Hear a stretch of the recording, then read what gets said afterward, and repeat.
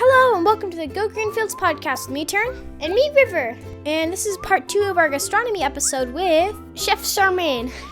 And if you guys want to, can you please subscribe and give us some comments and feedback down below so we can and have fun listening. Okie dokie. Dear Father in Heaven, thank you for this good time that we get to spend with Chef Charmaine, and that she gets to teach us about making different types of snacks and food out of healthy and organic ingredients that you made for us. And thank you for all these things, and that our Aunt Rosie is here, and that we got to have so much fun with her. In Jesus' name, amen. Scientists can see now through Kirlian photography. It's a photographic technique where they can actually look at the plant cells. Look what they see. They see little halos of light around the plant cells. Take a look at this. When you eat an apple as opposed to a slice of meat, right? Isn't that amazing? Mm-hmm. So there is actual electrical energy or vital force in the living plant foods. We don't think about that when we eat our meals, do we? We're not thinking about the electricity or the vital force in the food that God put there.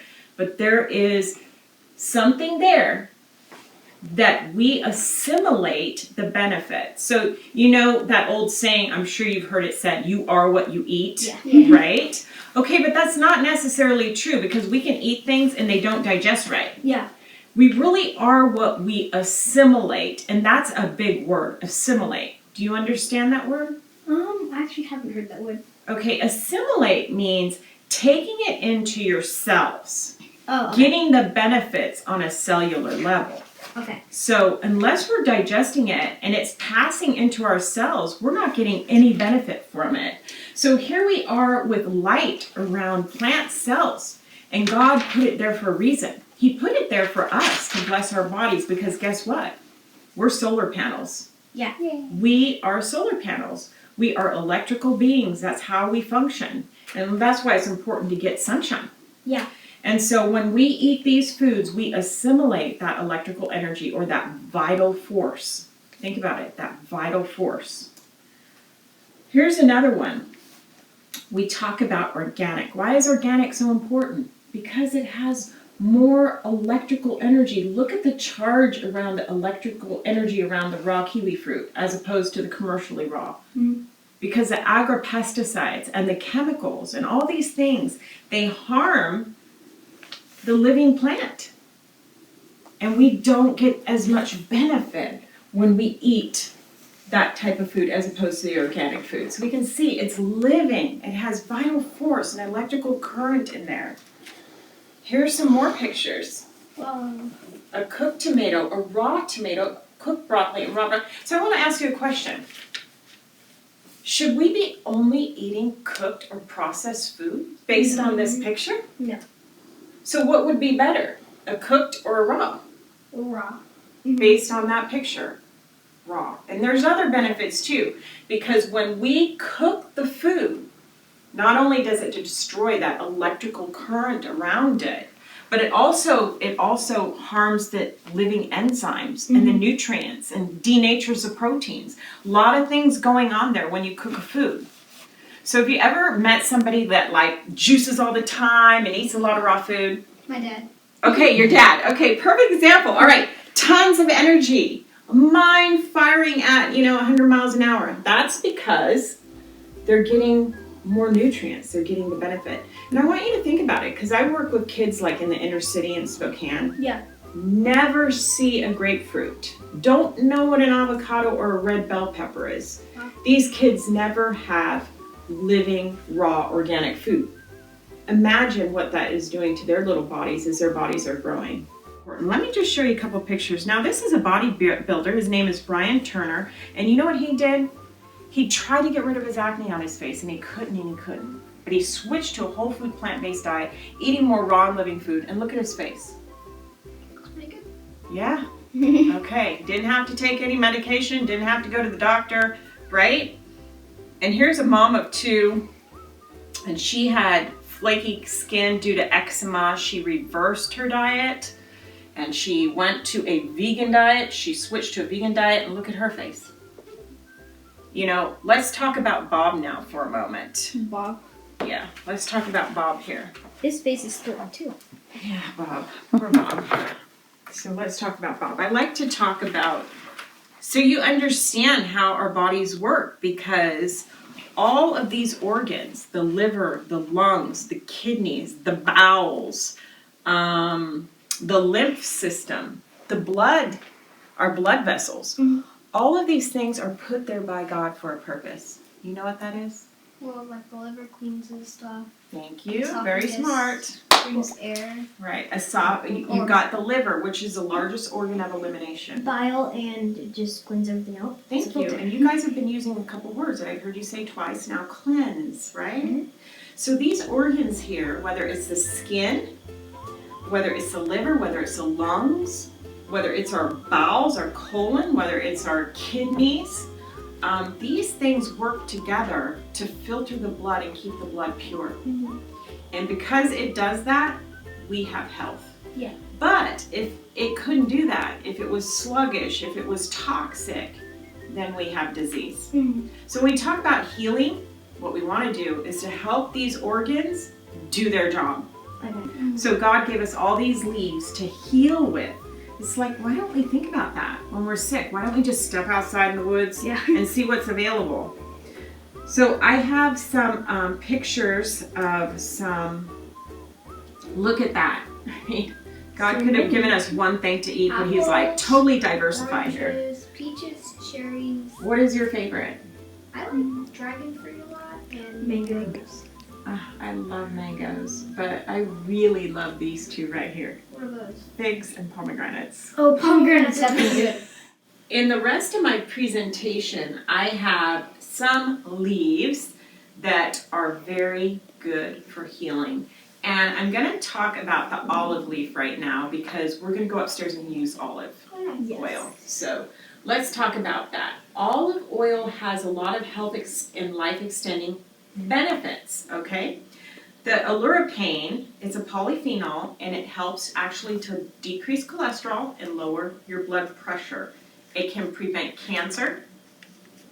That's a problem. Yeah. Like 1 in 2 men will die of cancer. 1 in 3 women will die of I've had cancer. Have you had cancer? I think so. Out of us 2, I've had it. So that means for every 2 boys, 1 of those is going to die of cancer. So the olive leaf or olive oil can help be cardioprotective. It can help prevent cancer. It can also help against cognitive decline. There's a lot of people that are losing their minds, memory loss, dementia. And when you eat things like this, it's going to help your mind. Yeah. It's going to help your brain or your cognition. It's a powerful antioxidant. I know that's a really big word, but you probably ought to know that word, antioxidant. And what this does is going to fight oxidation. Think about it for a minute.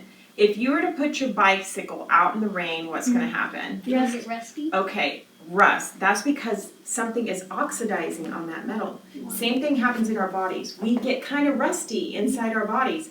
But when we eat things like this, it's going to help stop that right dead in its tracks. So in this study, it actually helped to cause the tumors in rats to decrease. Let's see. It also helps. They had a study where they took breast cancer cells, and you know what? It helped to inhibit the breast cancer growth in the women, the olive leaf. So just even the olive leaf itself, if you were to go out and pick it and make a tea, studies show that it has additional benefits of being anti-inflammatory, and as I said, it can fight arthritis, cancer, diabetes, atherosclerosis. How long do you think it would take you to count to 50,000 billion? Did you know your body has that many cells working every day to keep you alive and healthy? Cells are unique depending on the organ they are a part of, such as your bone cells are different from your brain cells. Cells are like building blocks that make up the tissues and organs of your body. Cells have an outer cell wall or a circular membrane that keeps the energy factory inside the cell safe. The cellular membrane has a door-like openings that are careful to allow nutrients to enter, waste to be extracted, and signals to be sent from one cell to another, so your body stays healthy in a healthy balance. Every cell has a nucleus that is like the control center of the cell. Inside the nucleus, there are strands of DNA. DNA is genetic information that gives instructions of how to make new cells. One of the most important jobs of the cell is to keep the DNA safe. When a cell is healthy, it provides your body with energy and new cells to perform important functions to keep your body working properly. I bet you didn't know that every day you make choices that have major influence on your health of cells.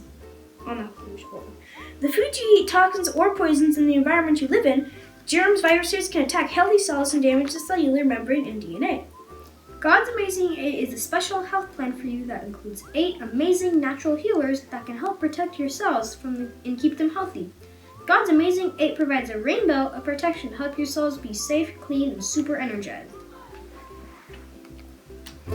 This episode was brought to you by Thrive Market and these other wonderful sponsors: Magic Spoon, Fresh Pressed Olive Oil, Wake Up Foods, and Desert Farms.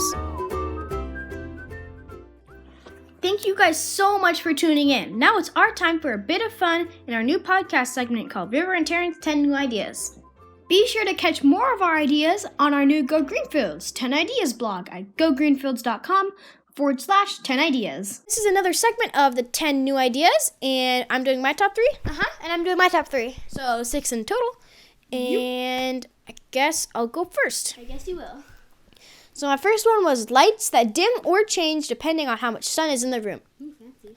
Most of our family really likes natural light, and we like to put lots of windows in our house because LED lights just aren't the best for you, and we just like natural light better. So it'd be kind of cool if basically if there was tons of sun in the room, there'd be like almost like no lights, like the lights would dim really low. But if there was like not very much sun in the room, then the lights would be kind of on, I guess. So they're kind of cool. And wait, wouldn't there be a flaw like at the nighttime? Wouldn't it just be like shining super bright? Cause yeah, there's but no you sun? can turn it off. Oh, okay. Yeah, you can turn it off still. Just wondering. And then cuttable LED light strips with no flicker, and it's kind of like tape because we went to one of our family's house, and one of the kids' rooms had LED light, I guess, under the bed, and it looked kind of hard because you had to like scrunch it together to like go around the corners and stuff. So it'd be easy if you could just cut it. And then just keep going. I think it's pronounced LED, by the way. I call it lead, but whatever. And Lead's in the pencil. whatever. No, LED, like spelled LED. It's called lead. Whatever. And so you can kind of cut it, which would be easier. And then an alarm clock that adjusts its alarm depending on how much you are sleeping, or like how lightly you are sleeping, or how deeply you are sleeping. But if you go over the time limit, then it goes off like a normal alarm clock, I guess. Cool. But we'll go earlier depending on how late you're sleeping. So those are mine. Well, my first one is easy to put on ski boots because personally sometimes I have a lot of trouble putting on ski boots and I get really irked and annoyed. Irked means annoyed. And so I think it'd be fun to just like be able to like slide that boot in and then just like kind of like strap it in. Almost like a snowboarding boot, but just like with a ski boot. And then a Halloween candy thief alarm because I know some of my parents, I'm not sure if Dad does it, but I have my suspicions. And I know my mom does it, but I let her. But if I'm not there and I know I'm like, God, I had my candy, and they find it, then I can have, or my brother sometimes. But You steal mine. but like if they try to unscrew the jar, I'd take a picture of them and like catch them red-handed. But I could have like a I can think of funny pictures of just like looking over your shoulder, like looking in, or like looking for candy. and then there's a basketball helium pumper because I think basketballs with helium in them would be really fun because I mean, it could be like compressed helium. I'm not sure how much helium it would take to actually make the basketball float super high, but it'd be fun.